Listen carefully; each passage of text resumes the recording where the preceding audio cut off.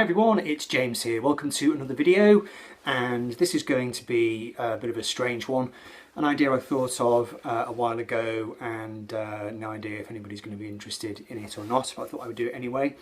Records you first heard in other people's houses. Okay, now the idea for this came about. I was watching Lou, Daddy Sensei Silver, and he showed a copy of this record. This is Happy Mondays, Pills, Thrills and Belly Aches, which came out in 1990, and I told him in the comment on his video that this really reminds me of when I was at university.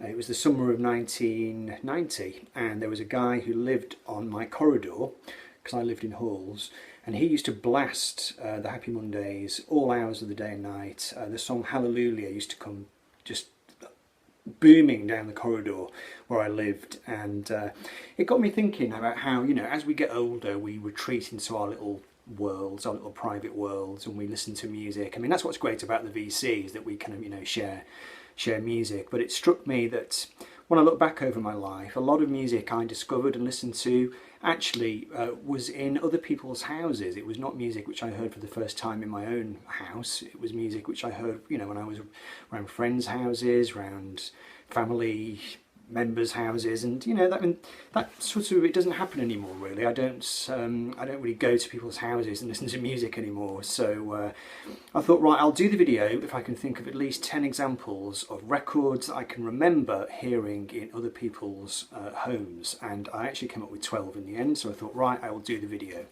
And really it's just to see if anybody else has got a similar experience, if anybody else can draw on these kind of memories. I do have, I seem to have a forensic memory when it comes to this kind of thing. I don't know why. Okay, so this first one. Oh yeah, and also where I can, I'm going to flash up photographs of the actual houses where I heard these records. I'm going to look on Google Maps. There are some that I don't know the addresses, but the ones I do know the addresses, I will show you the very house in which I heard the record for the first time. Okay, so this first one is The Shadows' 20 Golden Greats, and I first heard this in my grandmother's house. My dad's mum, who was called Bessie, she was a big fan of music, really. She had a little record collection. She had one of those stacker record players, and I heard this in her house one summer's afternoon, I think, and it was probably in about 1978. That's a bit of a guess, but I've got a very strong memory of listening to this record in her house. The song Atlantis. We listened to that, and then we all went to the river for the afternoon, I seem to remember, and my step-granddad bought me a copy of this record shortly after because I think I enjoyed it so much. So here we go, the first one, The Shadows, heard for the first time in the home of my paternal grandmother. Right, next one. My dad was not that much into pop music and rock music, but he worked in a college, and he had quite a few work colleagues who were into rock music, and we used to go to their houses, you know, for visits and stuff. We'd go around and, you know, work colleagues. But he had a boss, and this boss, he was called Will. He was the person who lent my dad a copy of Band on the Run, which is how I came to know that record. And we'd go and visit him. He and his wife had a really nice home in the country. He was my dad's boss, so he was on quite a big income. We'd go to his house. He had a really nice big kind of farmhouse. He had a great record collection. And while my parents talked, you know, to the adults, I'd be sat in a corner going through this guy's records, and it was in his collection that I first laid eyes on Pink Floyd, Ummagumma. I'd never seen it before. I knew nothing about the record whatsoever, but I've got a very, very clear memory of sitting on the floor in the corner of this guy's house, looking at this album cover, looking at the gatefold. I'd heard The Dark Side of the Moon already. I probably had heard The Wall at that point and Piper at the Gates of Dawn, but I'd yet to, you know, delve into the Floyd's catalogue. And this guy Will, he saw that I was interested in the record, so he put it on for me, and I sat and listened to, I think it was the second album, the one that has all the kind of weird solo pieces on it. So yeah, I can't give you the address for that one. I know he lived in the country somewhere in the North Welsh borders, but I've no idea of the address. And my parents are no longer in touch with him, so Can't find that out, but there we go, Pink Floyd and Ummagumma. Hi, I'm just going to cut in. I'm going to cut in one album here, and then I'm going to cut in another one at the end because I forgot to mention a couple of important ones. So I've tried to wear the same clothes and the same hat, but I might be a bit more unshaven. Yeah, couldn't leave this one out. This is Kings of the Wild Frontier by Adamant, and you know, if you were a schoolboy back in the late 1970s and early 80s, you really couldn't miss this group. They were absolutely huge in our playground, you know. I never bought their records though. I quite liked them, but I just never bought them. But my friend Jonathan Cropper, he certainly did buy them. He had this album on cassette. He lived about 4 or 5 doors away from my parents, from where I lived. And I used to go around his house. We used to listen to his cassette of this in his bedroom. He would also come round to my house and play it in my house as well. We absolutely loved listening to it. And Jonathan was one of those friends. We were really good friends for a long time, and then the friendship just basically came to an end one day for no particular reason. We just, you know, we were kind of speaking to each other on the Monday, and by the Tuesday we were not speaking to each other anymore, and we never spoke to each other again. I don't think I've spoken to him since I was 12 years old and he was 11. That was back in the mists of time. But I've got great memories of sharing that record with Jonathan. And shortly after this, I think he moved on. First he moved on to Meatloaf, then he moved on to Kiss, and then after that our friendship came to an end. The two things were not connected. Okay, next one. We went to my uncle's house one afternoon, my dad's brother. And this was the only time I ever recall him playing a record in the house. He was quite into music. Don't really know what his tastes were beyond this. I know he played the guitar a little bit, but I never really looked through his records. But we went to his house one day, walked into his living room, and he was playing this record. This is The Essential Jean-Michel Jarre. I'd never heard it before. This would have been probably the year it came out, 1983. So I would have been 12 years old. He was playing this, or maybe he put it on for us. He was very excited by it. I mean, this was, you know, new music back in those days, you know, synth music. Jean-Michel Jarre was kind of seen as a bit of a pioneer, really. He played us Oxygen 4, and I was really, really taken with it. And not long after, my parents bought me a copy of the record.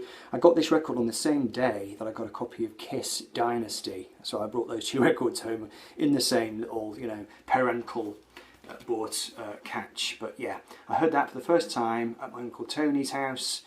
Tony unfortunately is no longer with us. He passed away a couple of years ago, but that's a great memory. Okay, now this is kind of a surprising one, really. You know, even though I'm a big Beatles fan, but I didn't really become a Beatles fan until I was probably about 17 or 18. I'd known the Beatles music since I was a kid. I'd known the hits, I'd known the Revolver album, but I hadn't really delved into the music. I went to see Paul McCartney live, and this was in 1990, I think. So in fact I would have been older than I just said. I would have been more like 19. And I went to see him with a friend of mine from London, David. You may remember him as the person who did the joint video with me on B.A. Robertson. David was a huge Beatles fan. He was a much bigger fan of them than I was. I went down to his house, stayed in his house in Enfield, which is in North London, at 42 Aylands Road. And I don't know why he put this on. I mean, not this specific record. This is my Japanese copy of Magical Mystery Tour. But he played me in his room, I remember, the song Fool on the Hill. He said to me, I think he asked me if I'd heard the song before, and I'd never even heard of the song, you know. And we were going to see Paul McCartney that evening, and he said, you must hear this. I think he might have known, maybe, that Paul was going to do the song live, so he wanted me to hear it. He played it for me in the little front bedroom of his house at 42 Aylands Road in North London, and I just remember thinking, wow, what a beautiful song. And I can kind of date that period back to when I first properly started checking out the Beatles and getting into the kind of history of it all and just loving that song. And of course Paul did play the song live at the concert on a levitating psychedelic piano, so that was quite good value. So yeah, that would have been in 1990 in North London at my friend David's house. First time I heard Fool on the Hill. Okay, so when I went to university, I met a couple of people who were really, really into music, and I went to a house. I might not be able to show you the exact house, but I can show you some houses on the street. It was here in Lancaster where I live, a street called Milkenstyle Lane. Went to a party, and it was quite a good party. There was a barbecue in the back garden, loads of students milling around.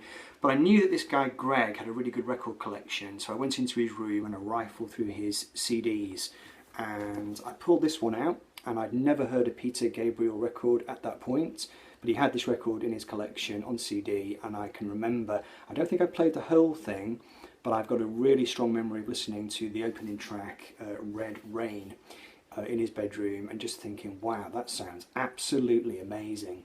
And this party was all kind of, you know, going on in the background, but I was kind of sat there in an absolute bubble listening to this record. He had a couple of other things which I enjoyed as well.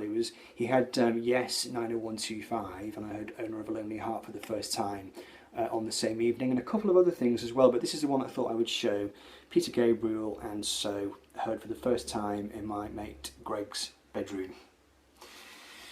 Okay, and while I was at university, I had a relationship with a girl, and she was quite into music. I know the address, so I will be showing the house. It was 69 Blade Street in Lancaster, and she had lots of cassettes. She had lots of tapes, as lots of people did back then. You know, loads of people had their music on tape.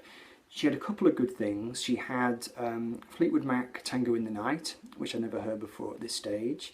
She had All About Eve, she had various other things, but she also had this record, which I'd never heard, Genesis and Invisible Touch. And she had it on a bought cassette, a shop cassette, and she played it for me, and I absolutely loved it. I got really, really into this record. It gets a bit of a bad press now, and I think, you know, it's quite kind of, it's a bit dated. It's got the Hugh Padgham drums and everything, and, you know, it's not their best work, but I got really, really heavily into this record. I bought a copy shortly afterwards, and in fact, I'd never really been into Genesis, and then gradually after that I started to pick up all the other Genesis albums as well. But this album really reminds me of, you know, being in this girl's room, and Invisible Touch by Genesis was one of the records that was the soundtrack to that particular relationship. Okay, and also I had a friend while I was at uni called Steve, and I have spoken about him before. He was a real kind of cool guy. He read all the music papers. My musical tastes were quite narrow when I went to uni. I was into the Beatles and Pink Floyd and, you know, various things I'd watched on Top of the Pops over the years. But Steve had a good working knowledge of what was kind of just the right things to listen to. I know he picked up on the Bleach album by Nirvana just when it came out, you know, so he really knew his stuff. He was really into the Talking Heads, he was really into the Throwing Muses, but he played me so many different things. I'm going to show you 3 things he played me, and this was my first exposure to all 3 of these artists, and this was at 53 Loon Street in Lancaster. I will show you the address. The first thing I can remember him playing me, and these are all on cassette, this is Prefab Sprout and Protest Songs. I'd never heard of them before. I don't think he played me the whole record, maybe just a couple of tracks. Absolutely loved it. Shortly after I started buying all their records, and so I've got Steve to thank for that. And then this is quite a mind-blowing one. Steve also played me for the first time Bob Dylan. Never heard him before. I'd heard of him obviously, but I'd never actually heard him. Steve had the cassette of Oh Mercy. He played that for me, and it took a few years after that before I started properly getting into Dylan. But that one was kind of, you know, an important milestone. And then this artist, again, I'd never heard him. I might not even have heard of him, you know, but Steve had this album on tape again, Neil Young, Harvest. He played me that. I think I went out and bought the CD of it immediately, almost immediately, perhaps the next day, you know, from HMV.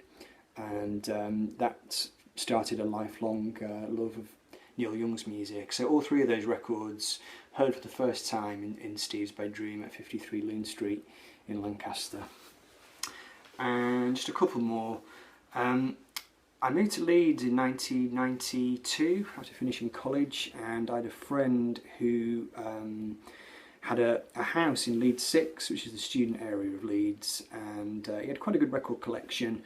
And I remember going upstairs to his room one day, and he wasn't there. I think he was downstairs somewhere, but he kind of, you know, let me go and rifle through his records. And in his record collection was The Doors, LA Woman, which again I'd never heard it before. Might have been the first time I heard The Doors. I can't quite remember. But I remember sitting on his bed, listening to LA Woman, the track LA Woman, and it just absolutely blew my mind. I'd started learning to play the drums at this point, and that track was, you know, fairly pivotal, I suppose, in my development as a drummer. So yeah, heard that record in Mark's bedroom. The address was 168 Ash Road in Leeds. Not heard for the first time in somebody's house, but in somebody's caravan.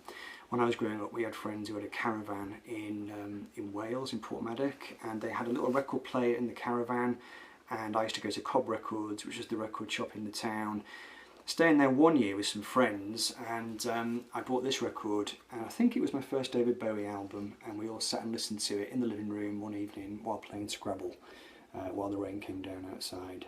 So there we go, David Bowie and Low. Okay, cutting in again for the final one before we finish the video. I wanted to bring things up to date, and a while ago I went to Birmingham to stay with John Downing, who is a denizen of the vinyl community. He's known as 6-inch Pianist 319. John has an amazing record collection. Went down, stayed for one night in his house. He took me into his record room, the room where he films his videos. There's a couch in there and just walls of records, that's all there is. And he plonked me down with a glass of beer and he played me records all night long. Two of them I went out and bought. One I actually bought the next day pretty much when I came home, and one took me a while to track down. So the one that I bought almost immediately upon my return home is this one. This is Bobby Womack, BW goes C and W. So this is Bobby Womack's country and western album. So the great soul singer goes country, country soul. I couldn't resist it. Just any record with a jacket featuring black soul singers on cowboy horseback is irresistible to me. I was a big fan of westerns when I was a kid. You know, I loved Champion the Wonder Horse and The High Chaparral were my two favourite shows. So yeah, had to get that. And then this one, took me a while to find this, a good copy of it at a good price, but John played this for me, not in its entirety. He played it for me maybe perhaps 10 minutes of side 2, I think we heard. Absolutely loved it, wanted to get hold of a copy, and finally found a copy of it a while ago, maybe a couple of weeks ago now, 2 or 3 weeks ago in North Wales. So this is Caravanserai, I'm not sure if I pronounced that right, by the legendary Santana. There we go. So that was listened to in John's palatial home in the West Midlands. So there we go, that's the video. I'd be interested to know if anybody else has similar memories of listening to music in other people's houses or homes or caravans. And I hope you enjoyed the video. Take care folks, see you soon, bye bye.